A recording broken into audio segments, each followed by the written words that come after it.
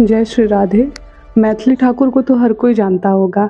ये अपने भजन गीत, लोकप्रिय गीतों के लिए अधिक प्रचलित हैं। लेकिन अब ये राजनीति में आ चुकी हैं। राजनीति कैसा गंदा खेल है सभी को पता है। इसमें मुझे बताने की कोई आवश्यकता नहीं है कि राजनीति में व्यक्ति कब और क्यों और आने के बाद क्या करता है। मैथिली ठाकुर यदि सत्ता में आना चाहती हैं या आ चुकी हैं, तो उन्हें इतना तो ज्ञान होना ही चाहिए कि मैं अपने क्षेत्र का कैसे विकास करूँगी। यदि उनसे कैमरे के सामने कुछ पूछा जाए तो उनके पास कोई उचित जवाब नहीं होता उसका। एक पत्रकार महोदय ने उनसे पूछा कि बताइए आप अपने क्षेत्र का विकास किस तरह करेंगी, तो कहती हैं कि मैं अलीगढ़ का नाम चेंज करके सीतापुर कर दूँगी। तो क्या नाम चेंज करने से क्षेत्र का परिवर्तन हो जाता है?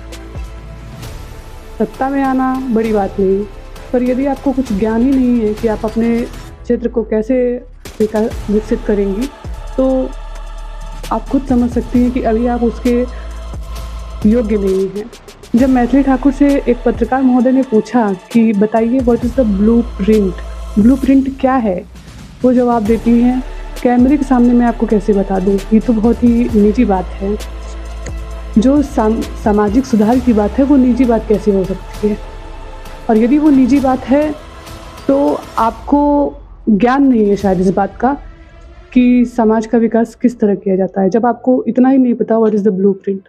लेकिन यदि आप सत्ता में आ ही चुकी हैं तो आपको उसका विशेष रूप से ज्ञान होना चाहिए कि आप कौन सी योजनाएं हैं, किस योजनाओं के तहत आप अपने क्षेत्र का विकास कर सकते हैं। राजनीति में किसी भी व्यक्ति को ला दिया जाता है लेकिन उसे ज्ञान नहीं है राजनीति का।